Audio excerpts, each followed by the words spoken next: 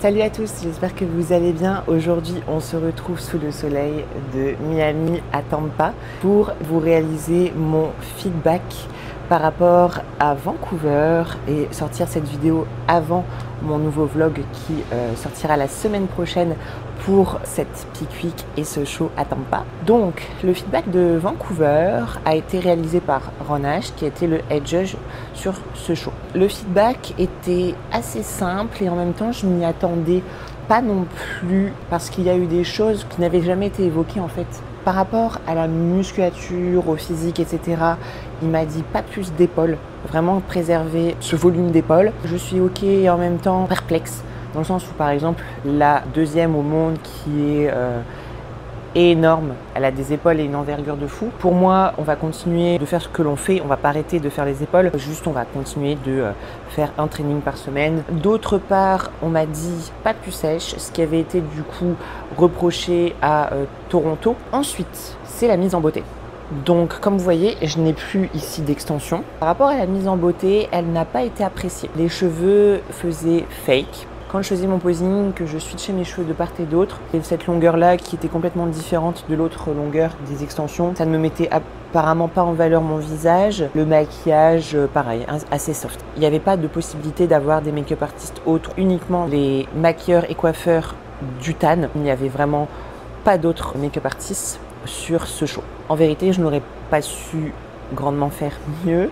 Mais en tout cas, on en a pris note. Donc pour ce week-end, je laisse mes cheveux courts et je laisserai mes cheveux courts pour aussi Olympia. C'est les choses qui ont été reprochées pour ce feedback au niveau du physique, du package. On va parler un peu du mindset, de l'organisation, de ce qui va se passer ici par la suite. J'ai été qualifiée pour Olympia, mais je continue les shows.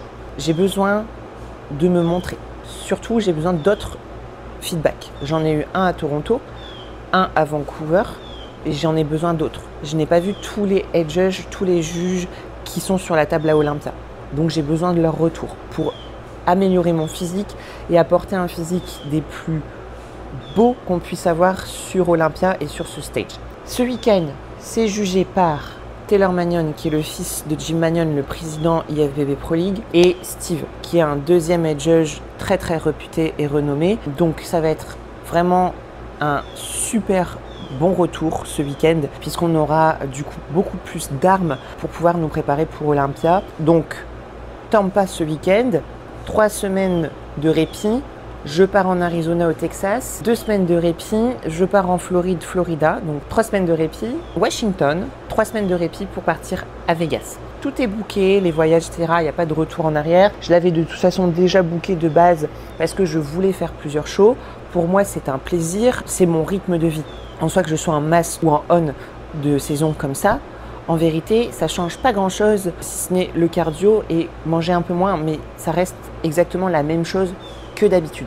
Olympia est dans 10 semaines et demie, donc autant préserver le physique et de monter sur scène plusieurs fois, ne serait-ce que aussi gagner de l'argent, puisque mine de rien, quand vous faites un top 3, vous gagnez de l'argent. Ici, ce que l'on a mis en place, cardio, il n'y en a plus, 10 000 pas en jour du coup de training, 12 000 pas en jour off.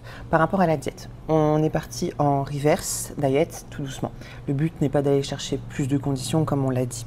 Donc en jour de repos, je suis toujours sur les mêmes apports. C'est pour ça aussi que je fais plus de full day of eating. Je mange exactement les mêmes choix alimentaires, on va dire, que ce que je vous ai déjà montré. Donc le dimanche et le mercredi, mes jours de repos, je suis toujours à 1590 calories avec 100 g de glucides, 185 de protéines et 50 g de lipides. Donc ces jours-là, 12 000 pas. Le lundi, c'est mon jour généralement de saturation. C'est mon leg day quad.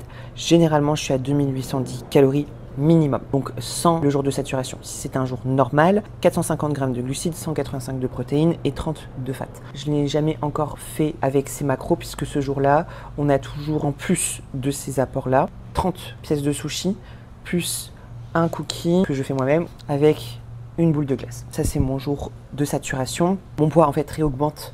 Ça nous permet, avec cette diète-là, de monter le lundi et de restabiliser en fait tout le long de la semaine pour rester sur une stabilisation totale. Ça me permet de PR, de profiter à l'extérieur, de manger autre chose que ma diète conventionnelle, on va dire, puisque forcément les sushis, bon, ça change, ça reste des aliments que je digère. Cookies, c'est la petite partie plaisir, et c'est aussi pour ça que, comme je vous ai dit, aller à Olympia comme ça, psychologiquement, ça me va. C'est pas parce que je mange plus que je ne ressens moins la fatigue, puisqu'en fait, ce qui vous fait ressentir la fatigue, c'est aussi l'état physique, votre état de sèche. Ça fait longtemps que je suis avec cette composition corporelle. C'est une composition corporelle qui fatigue le corps, on va dire, et l'esprit. Donc, même si je mange des cookies et des sushis, j'ai hâte de repartir en off pour pouvoir avoir une composition corporelle qui me permet d'être au repos total et de pouvoir dormir. Ensuite, donc le mardi et le samedi, ce sont mes 2 jours les plus hauts sur la semaine, puisque c'est ma séance d'eau. On essaye de préserver un maximum, puisque ce sera encore ça à améliorer pour les années à suivre. Donc je suis à 2100 calories, 250 grammes de glucides, 185 de protéines et 40 grammes de fat. Le dos restera toujours à améliorer. Mon V-taper, la largeur restera toujours à améliorer. Donc c'est pour ça on veut maintenir les performances un maximum, voire quitte à les augmenter. Le jeudi, qui est un jour ischio-fessier, n'a pas forcément nécessairement envie d'améliorer les choses. Ça reste un jour assez soft, 1700 calories, 150 grammes de carbs, 185 de prot, 40 grammes de fat. Ça me permet de PR quand même, sachant que la veille, stratégiquement aussi, j'ai eu un jour à 250 grammes de carbs, donc forcément, j'ai encore des stocks et de la réserve, donc le lendemain, ça fait effet boule de neige. Ça joue aussi sur mon training du lendemain sur les ischios et les fessiers. Et le vendredi, du coup, mon jour push, donc pec, épaules, triceps, 200 grammes de glucides, 185 de prot, 40 grammes de fat.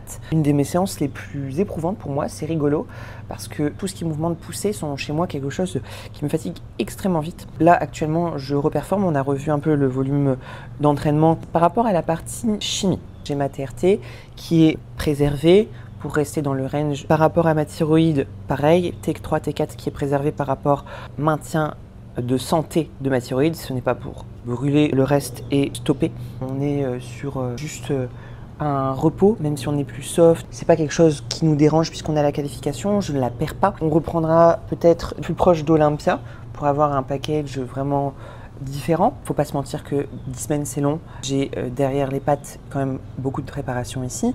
Donc le but n'est pas d'avoir des effets secondaires ou d'être en mauvaise santé. Ma prise de sang que j'ai faite, elle est vraiment bonne. Donc on recheckera avant de repartir sur un éventuel protocole pour Olympia. Mais pour le moment, rien d'autre. Toute transparence, je vous dis tout. Le volume d'entraînement, sinon, lui, n'a pas changé. Je continue de performer. La nourriture, de toute façon, augmente et je continuerai de performer grâce à ça. Je suis très heureuse d'être qualifiée pour Olympia. Le mindset est bon. Un peu stressée pour demain, à vrai dire. J'ai peur de devoir prouver quelque chose encore et de ne pas mériter ma place, en vérité. Je ne cherche pas une deuxième qualification ou autre. Si j'en ai une, c'est magnifique. Si j'en ai pas, en vérité, pas grave. Mais au moins viser le first call out. Et j'ai juste peur, en fait, parce que demain, on est 30, que je sois pas dans le first call out. Voilà. J'ai hâte du coup de vous sortir ce prochain vlog. J'ai hâte aussi de vous sortir le feedback de Tampa. Ça va être une compétition de folie. Je vous souhaite une bonne soirée, journée, bon visionnage et à la prochaine pour une nouvelle vidéo.